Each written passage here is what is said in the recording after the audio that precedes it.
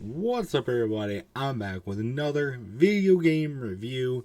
Today I am reviewing Bayonetta 2, released originally in 2014 on the Wii U, but I played the re-release version of it on the Switch. You see here it says full game download of the original Bayonetta. This code didn't work. This is actually not even my game. This is another one. Thank you to LikunMiffery for letting me borrow this game. Give me the chance to play it. I don't know if he got the full game download or not. But this is one I was... You guys know my history with Bayonetta in the Amiibo tournament. So we didn't get off to the best start here. But I did want to give a chance for a Bayonetta game. It was my first one. I gotta say, I was very pleasantly surprised. So, but I got some nitpicks and I got some, it's not a perfect game. So let's jump right into it. I got a lot of notes. So, first off, so there's two main elements to this game. Well, three actually. Story, combat, and some good looking characters. I don't want to get too much into that on YouTube, but probably some of the sexiest game characters I have ever seen. Bayonetta especially. Wow. Holy moly. She is good looking. We'll say that. And a lot of people called Bayonetta porn, like softcore porn game. I don't know if that's really true, but there's a reason why it has an M rating. For sure. So just know that going in if you plan on playing the game. But let's not talk about that anymore. This game looks spectacular in my opinion. Now I'm playing on the Switch, upgraded hardware. I don't know how it ran on the Wii U, but on the Switch, definitely made it look really, really good. Lots of cool cinematics, just lots of cool elements and colors and really, really cool movements and just stuff that makes everything just look so spectacular. And there's just a lot going on, but it's not always super hard to decipher. Sometimes it is, but they do a really good job with detail, and it looks just amazing in my opinion. This game has a lot of cutscenes though. I will say that one of the bigger downsides of this game is that there really isn't any gameplay outside of the combat.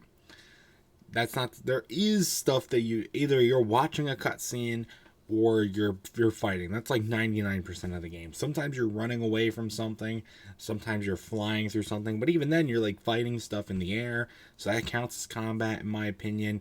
And sometimes you have to run between areas. But that's just like kind of running. There's no like real challenge. You're just going from one area to the next, and that doesn't really find myself to be a really challenging aspect of the game, at all. So, and the balance definitely starts to fall off as well near the end. For most of the game, you see a lot of cutscene. You see about half cutscene, half combat, right? And then it gets like 90% combat, 10% cutscene near the end of the game. Which is fine. I like the actual more gameplay. I just wish there was more stuff, like more gameplay-esque stuff in the game. I don't know if that's the product, like, but it is in Bayonetta 1. And also, I don't know if it's what they did continued in 3, because there's a third one. Or the prequel ones. I guess there's 4 Bayonetta games now. I've only ever played 2, so... Speaking of the story, this is a very story-driven game. That is a big piece of it, and that's why there's a lot of cool, like, long cutscenes for establishment of the characters, and stuff like that. And the story's alright. It does feel a little choppy, in my opinion. You're kind of jumping from one thing to the next, in this kind of, like, jumpy, comic-style, progression of the story. Is it done badly? No. I think it's done pretty well. The story is just a little hard to keep up with because there's a lot of jumps from one thing to the next, and that can be a little hard to follow. But the story does a really good job, especially at the end, wrapping everything together And you'll definitely understand it more if you do a second playthrough of the game, which I would not recommend, at least right away. But you definitely but you definitely start to catch on near the end of the game. But especially at the beginning, it's a little hard to follow. So let's talk about that combat. It's incredible. Probably the best combat I've ever seen in a video game. First off, Bayonetta is one of the most OP video game characters I've ever played as in my life. And going back to that amiibo tournament, maybe it was justified. We'll see. But there's just, the battles are just so good. You can hit anything you want. You do everything you want. It is a lot of button mashing, but it's like a more coordinated button mashing. But there's just very quick movements that you need to do. And stuff. A lot of the battles can get pretty long and pretty overwhelming, especially near the end of the game. Chapter 13 has some really rough battles. Chapter 15 is extremely rough, and the final battle of the game, the final boss, the entirety of Chapter 15, as well as the final boss battle, in my opinion, are two really hard video game levels. And they actually both made my top 10 hardest video game levels list. So I'm now up to 6 of those, so I can finally, so I need 4 more to make a video on them. So waiting for that, but the battles are not necessarily super difficult. They just become a grind, and I think Chapter 13 is really where it started to become a grind for me. It's just there's so many large and long battles happening back to back to back. Sometimes a chapter only includes one major battle, and that's the entire chapter. Sometimes it includes 6. Sometimes it includes 10. Sometimes it includes a few with some other stuff split in between. And so it's not necessarily, it's pretty fast paced. And if you're doing a elongated playthrough of the game, it can really do. Like my hand I just beat this the night before recording this video, which is going to be a while now, but my hand hurts because I was doing, so I was playing it like this the whole time with the Switch, and really all I'm doing is pressing X and this the entire time. Sometimes I'm pressing A if needed. Sometimes Y was never really used. B I barely ever used, but the trigger to jump or to dodge, and then X was my main attack preference, outside of a few other instances. And doing that for a long time, like hours on end, it felt like. Sometimes it was almost like hours on end. It can be a lot, and the pacing could have been a little bit better in my opinion. I just felt like there's too many battles. The battles weren't necessarily super difficult. They weren't necessarily like impossible. They just become a grind. So you really got to think about that as you play the game.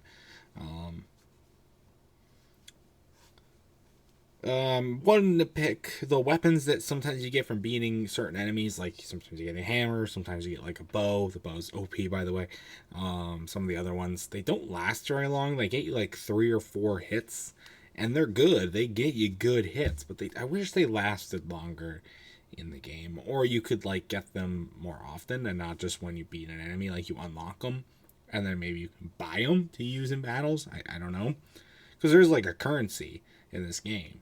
I never really used the currency, but it would have been nice to maybe have a little bit more incentive to use it, get those kind of weapons in the game. Maybe you can. I didn't really investigate that much, but yeah, it should.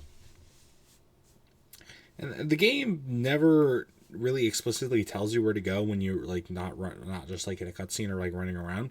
If you're just running around, I mean, it never explicitly tells you where to go, but I never felt myself getting lost. And there's some of the areas do have a lot to explore in them. And I didn't really get the chance to do that because I felt like it was just kind of like leading. It's like subtly leading you from one area to the next. It never felt like I was getting too lost or anything like that. So that's good and for me. Oh, the music in this game is incredible. There wasn't always music. I felt like there was a little bit sparse. But the songs, especially while the battles are going on, is really good. Some of my favorite music in any game that I've ever played. So, really liked it. And then you get to some other pieces of the game. This game can just be super epic. I got feelings about this game that I've never had about a video game, or haven't had in a really long time. There was one in particular, about midway through the game, when you are fighting like these two titanic enemies. Like this guy summons a titanic fucking thing, and then the Bayonetta summons one too. It's like a mega Bayonetta. They go, it's just like, yeah, you got me. They just start battling. It's like, yeah, go, yeah, baby, wow. Like, this game is just super epic about what it can do. I mean, Bayonetta has some great one-liners that just help give everything for the game, and I think they did a great job with it. It's just, it's so beautiful. Just, I just like want to battle so much. It's awesome. And the topic of the one-liners, there's actually a good amount of humor in this game, which is pretty funny. I think that's not really a comedy game, but there are some pretty good one-liners and stuff. Not just from Bayonetta, but Bayonetta has most of the good ones.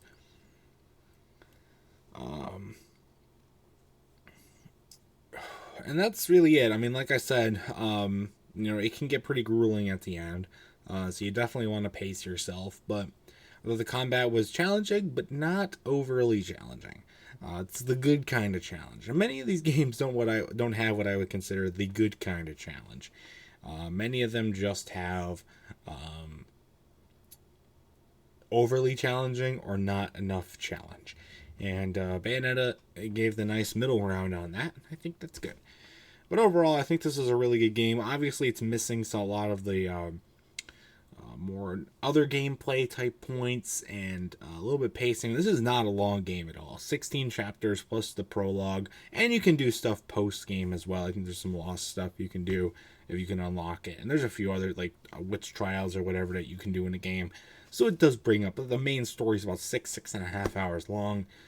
If you do a full on playthrough, I think it took me a little bit longer because some of those later battles really got me, but they're fine in my opinion. So, but my final score for Bayonetta 2, probably a 9 out of 10. I can't give this a perfect 10 out of 10 because it's missing a lot of elements, and the pacing's not that great, in my opinion, a little overly paced, but still an incredible game, great gameplay, or great combat, some really good graphics, and some good looking Bayonetta. So, can't complain there. But I want to hear your guys' thoughts. Have you ever played Bayonetta 2? I'd love to know your thoughts about it in the comment section down below.